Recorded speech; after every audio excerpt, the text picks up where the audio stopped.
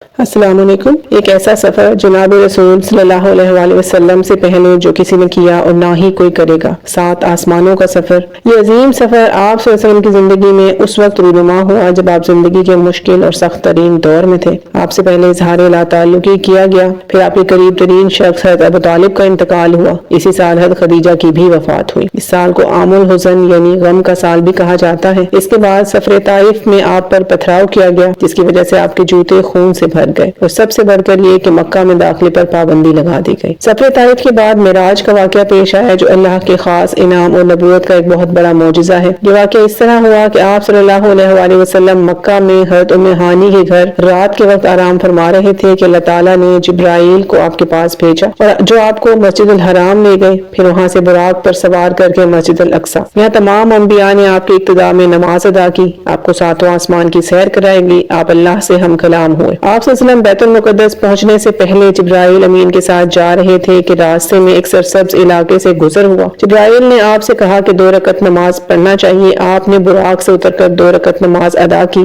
جبرائیل نے آپ کو بتایا کہ یہ طیبہ ہے، یعنی مدینہ منورہ میں آپ نے نماز پڑھی ہے، یہ آپ کی حفاظت گاہ ہے، آپ مکہ سے ہجرت کر کے یہاں جائیں گے۔ اس کے بعد براق پھر سے روانہ ہوا۔ اس کا ہر قدم وہاں تک جاتا تھا جہاں تک نگاہ جاتی تھی۔ ایک اور مقام پر جبرائیل نے 2 رکعت نماز ادا کرنے کے لیے کہا۔ انہوں نے بتایا کہ یہ مدین کا علاقہ ہے۔ مدین حضرت ابراہیم علیہ السلام کے بیٹے کا نام تھا۔ انہوں نے اسی مقام پر قیام فرمایا، پھر یہاں آبادی ہو گئی۔ حضرت شعیب کی قوم بھی اسی علاقے میں آباد ہوئی اور وہ اسی علاقے میں مبعوث ہوئے۔ اس کے بعد آپ پھر سے براق پر سوار ہوئے۔ ایک مقام پر جبرائیل نے کہا کہ آپ یہاں اتر کر نماز پڑھیے۔ آپ صلی اللہ علیہ وآلہ وسلم نے 2 رکعت نماز ادا کی۔ حضرت جبرائیل نے بتایا کہ یہ بیت اللحم ہے۔ بیت اللحم بیت المقدس کے پاس ایک بستی ہے جہاں پر حضرت عیسیٰ علیہ السلام کی پیدائش ہوئی۔ اس سفر میں آپ کو اللہ کے راستے میں جہاد کرنے والوں کا حال دکھایا گیا، یعنی کہ آپ کو آخرت کی مثالی شکل کے ذریعے حالات دکھائے گئے۔ حضرت جبرائیل نے بتایا کہ اللہ کی راہ میں جہاد کرنے والے لوگ ہیں، ان کی ہر نیکی 70 گنا زیادہ کر دی گئی ہے۔ دنیا آپ کے سامنے ایک حسین و جمیل عورت کی صورت میں دکھائی گئی۔ اس نے کہا، اے محمد میری طرف دیکھیں، میں آپ سے کچھ کہنا چاہتی ہوں۔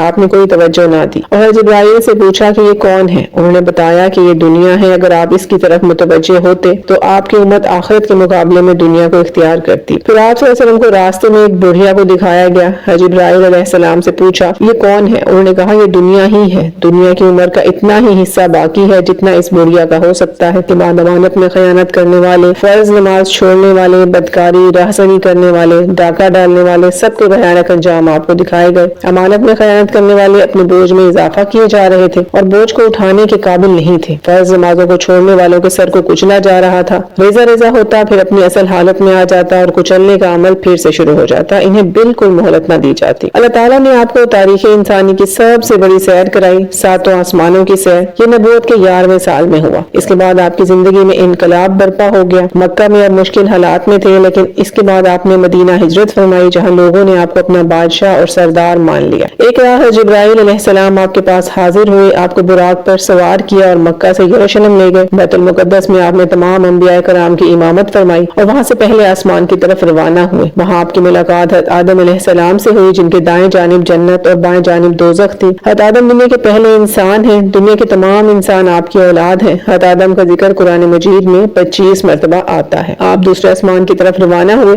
وہاں آپ کی ملاقات حضرت عیسیٰ اور یحییٰ علیہ السلام سے ہوئی۔ حضرت عیسیٰ اور یحییٰ ایک دوسرے کے کزن تھے۔ یہ تقریباً آج سے 2000 سال پہلے فلسطین میں پیدا ہوئے۔ یہ دونوں پیغمبر اپنے وقت میں بہت مشکل دور سے گزر رہے تھے۔ حضرت یحییٰ کو اس وقت کے حکمران نے شہید کر دیا اور ان کی شہادت کو لوگ آج بھی حضرت امام حسین کی شہادت سے ملاتے ہیں۔ یہ لوگ حضرت عیسیٰ علیہ السلام کے ساتھ بھی ایسا ہی سلوک کرنے والے تھے، لیکن اللہ تعالیٰ نے ان کو زندہ آسمان میں اٹھا لیا۔ قرآن مجید میں حضرت یحییٰ کا ذکر 5 مرتبہ جبکہ حضرت عیسیٰ کا ذکر 25 مرتبہ ملتا ہے۔ اس کے بعد آپ تیسرے آسمان کی طرف چلنے لگے، وہاں آپ کی ملاقات حضرت یوسف علیہ السلام سے ہوئی۔ حضرت یوسف علیہ السلام فلسطین میں پیدا ہوئے۔ ہم سب جانتے ہیں وہ کیسے فلسطین سے مصر پہنچے۔ مصر اس وقت سپر پاور تھا۔ حضرت یوسف علیہ السلام مصر کے بادشاہ بننے کے بعد سب سے بڑے عہدیدار تھے۔ آپ کا ذکر قرآن مجید میں 22 مرتبہ ملتا ہے۔ یہ وہ واحد پیغمبر ہیں جن کے متعلق قرآن مجید میں بائبل سے بھی زیادہ تفصیل ہے اور آپ کے نام کی ایک پوری سورت قرآن مجید میں موجود۔ چوتھے آسمان پر آپ کی ملاقات حضرت ادریس علیہ السلام سے ہوئی۔ حضرت ادریس تیسرے نبی مانے جاتے ہیں۔ انہوں نے دنیا میں سب سے پہلے جہاد کی بنیاد رکھی، پہلی دفعہ قلم استعمال کیا۔ حضرت ادریس کو دنیا کا پہلا سائنسدان بھی کہا جاتا ہے۔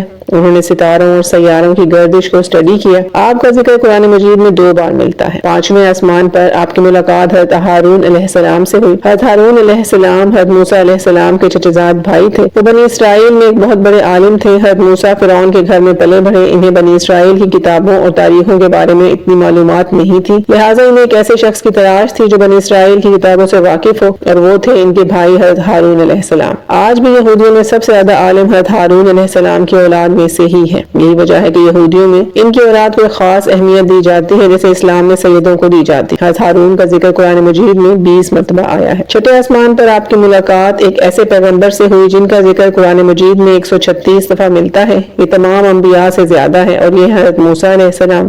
یوسف جب مصر پہنچے تو ان کے بھائیوں نے اپنے بھائیوں کو بھی مصر بلایا، وہاں کئی 100 سال تک رہے۔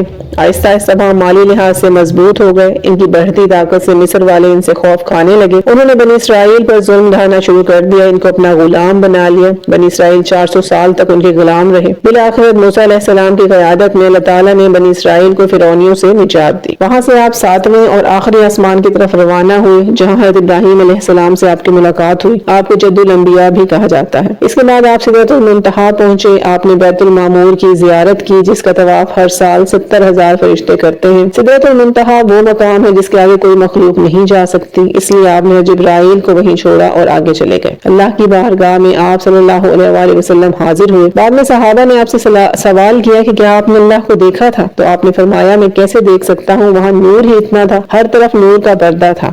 یہاں اس سفر کا مقصد ظاہر ہوا۔ یہاں مسلمانوں پر نماز فرض کی گئی جو 1400 سالوں سے مسلسل ادا کی جا رہی ہے۔ اس سے پہلے نماز فرض نہیں تھی۔ ہجرت کے بعد مسلمانوں نے مدینہ میں مسجد بنائی، اور اس نماز کی وجہ سے نظم و ضبط پیدا ہونا شروع ہوا۔ مدینہ ایک مضبوط کمیونٹی بنا، جس میں چند سالوں میں 2 مشہور سپر پاور رومن اور پرشین امپائر کو فتح کیا۔ شروع میں آپ صلی اللہ علیہ وسلم پر 50 نمازیں فرض ہوئی۔ جب آپ واپس جانے لگے تو آپ کی ملاقات حضرت موسیٰ علیہ السلام سے ہوئی۔ انہوں نے کہا کہ 50 نمازیں عطا نہیں کر سکے گی، آپ اللہ کے پاس جائیں اور کم کرنے کی درخواست کریں۔ صحیح بخاری کے مطابق آپ واپس گئے اور اللہ نے 50 سے 40 نمازیں کر دی۔ آپ حضرت موسیٰ کے پاس گئے، انہوں نے کہا 40 بھی ناممکن ہے، اس سے بھی کم کرائیں۔ اس طرح کچھ چکروں کے بعد نمازوں کی تعداد 50 سے کم ہو کر صرف 5 رہ گئی۔ حضرت موسیٰ علیہ السلام نے بھی اللہ تعالیٰ سے کہا، آپ صلی اللہ علیہ وسلم حضرت موسیٰ نے آپ صلی اللہ علیہ وسلم سے کہا امت 5 نمازیں بھی ادا نہیں کر سکے گی، آپ اور کم کرائیں، جس پر آپ نے فرمایا کہ مجھے اس سے کم نمازیں کرنے پر اللہ سے حیا آتی ہے، میں 5 نمازوں پر راضی ہوں۔ اس سفر میں آپ صلی اللہ علیہ وآلہ وسلم کو جنت، جہنم، گنہگار لوگوں کی سزائیں دکھائی گئیں۔ آپ واپس یروشلم پہنچے، وہاں سے مکہ تشریف لے گئے۔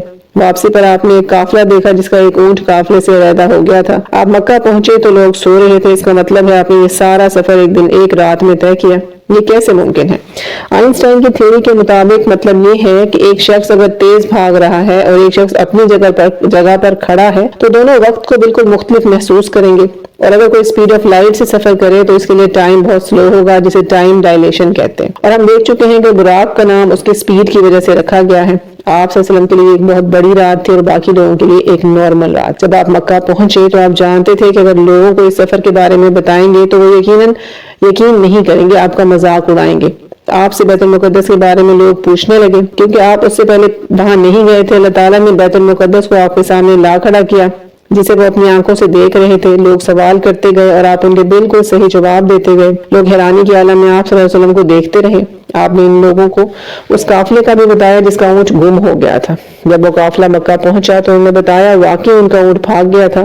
یہ سن کر مکہ والے اور زیادہ حیران کی۔ یہ ایک ایسا واقعہ ہے جس پہ یقین کرنا آج بھی مشکل ہے۔ بہت سے مسلمان جو کمزور ایمان والے تھے اس واقعے کو سن کر اسلام سے پھر گئے، لیکن جب حضرت بکر کو اس واقعے کا علم ہوا تو انہوں نے کہا کہ اگر یہ بات محمد نے کہی ہے تو یقیناً سچ ہی ہوگا، اور یہی وہ دن تھا جب ان کا نام حضرت بکر صدیق پڑ گیا۔